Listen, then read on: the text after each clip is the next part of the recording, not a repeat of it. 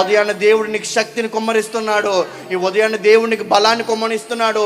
ఉదయం టిఫిన్ తింటే ఎలాగైతే రోజు అంతటికి పనిచేస్తుందో, ఈ మాటలు ఈ వారం అంతా నేను ఆశీర్వాద కోటలుగా మార్చును గాక. విశ్వసించిన వారికి అడిగా చెప్పకూడదు. ప్రభు నామమున మహింపడదాం. హల్లెలూయా. దేవుడు శక్తిని పొందుకోవాలి, దేవుడు బలాన్ని పొందుకోవాలి. ఎప్పుడైతే దేవుడు బలాన్ని నువ్వు పొందుకుంటావో, అన్నారు కదా, ప్రభువు నీకు తోడుగా ఉంటాడు, ప్రభు శక్తి నీకు తోడుగా ఉంటాడు. ఆనాడు యాకోబు ఒంటరిగా అయిపోయిన తర్వాత దేవుడు బలం కోసం ప్రార్థన చేశాడు, దేవుడు శక్తిని కోసం ప్రార్థన చేశాడు. దేవుడా, నీవు నాకు కావాలయ్యా, నీ ఆశీర్వాదం నాకు కావాలయ్యా, నీ శక్తి నాకు కావాలయ్యా, నువ్వు లేకపోతే నేను బ్రతకలేనయ్యా అనుకొని దేవుడి మీద ఆధారపడిన ఆ యాకోబుని దేవుడు ఒంటరి వాడిని వేల లక్షల మందిగా మార్చి ఒక దేశమే ఇశ్రాయేలు దేశంగా దేవుడు మార్చాడే.